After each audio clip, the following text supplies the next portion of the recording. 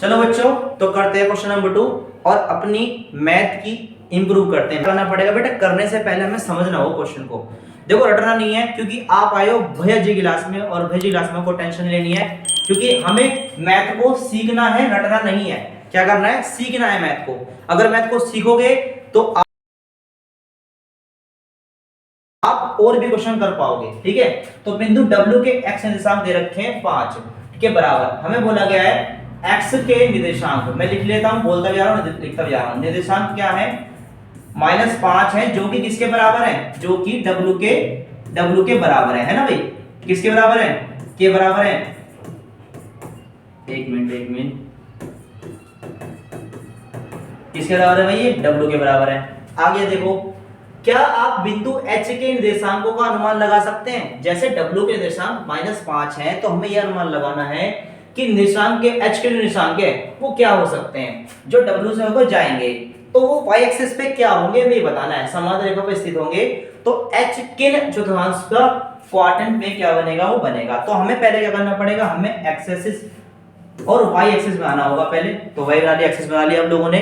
अब उसके बाद हमें क्या करना होगा? अब हमसे ये पूछा है कि y के अक्ष पे हम क्या रखेंगे कि हमें कोई संख्या मिल जाए। भाई जैसा कि हमें पता है ये हमारे यहाँ पे होता है प्लस वाली संख्या, साइन प्लस वाली संख्या होती है। यहाँ पे हमारी होती है माइनस वाली और प्लस वाली संख्या होती है। यहाँ पे दोनों ही माइनस होती है और यहाँ पे एक बार कौन सी होती है? एक बार प्लस की होती है, एक बार माइनस की होती है। तो ये हमारा चतुर्थांश क्या होता है? फर्स्ट होता है।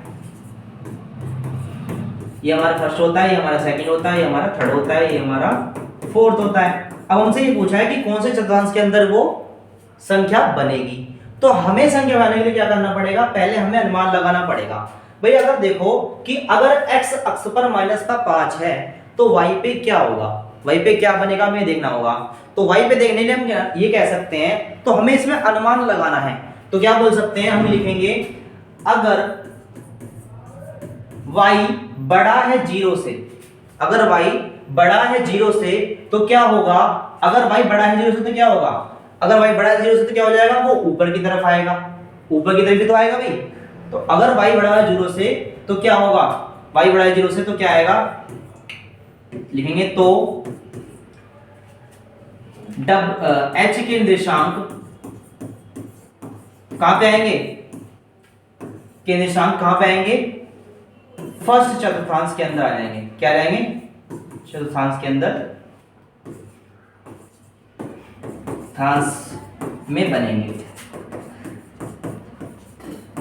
भाई ये तो हमने समझ लिया। अगर y छोटा हुआ और 0 बड़ा हुआ तो क्या होगा?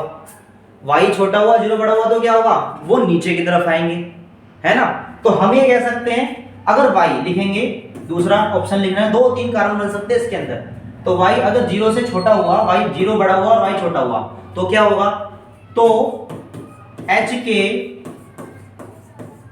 निर्देशांक कहां बनेंगे? नीचे की तरफ बनेंगे। और y माइनस का कहां होता है? यहाँ पे होता है, ये प्लस वाला होता है, जैसे कि हमें पता भी है।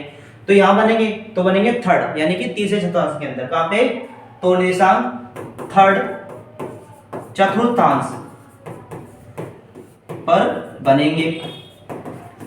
अब मुझे ये बताओ, अगर हम ये भी तो लिख सकते हैं अंदर कि अगर y के निर्देशांक 0 के बराबर हुए तो क्या होगा? अगर y के निर्देशांक 0 के बराबर हुए तो कहां बनेंगे चतुर्थांश? तो चतुर्थांश मूल बिंदु लिखेंगे, मध्य बिंदु। एक मिनट बस, मध्य बिंदु पर बनेंगे। बेटा इसका आंसर यही था, आपको और आगे नहीं करना है। ठीक है बेटा, इसको मैं आगे और करना नहीं है, यही था इसका आंसर। मिलेंगे तो क्वेश्चन नंबर 3 के अंदर, इसलिए अब ले लेता हूं, मिलूंगा नेक्स्ट क्वेश्चन के अंदर। जय हिंद।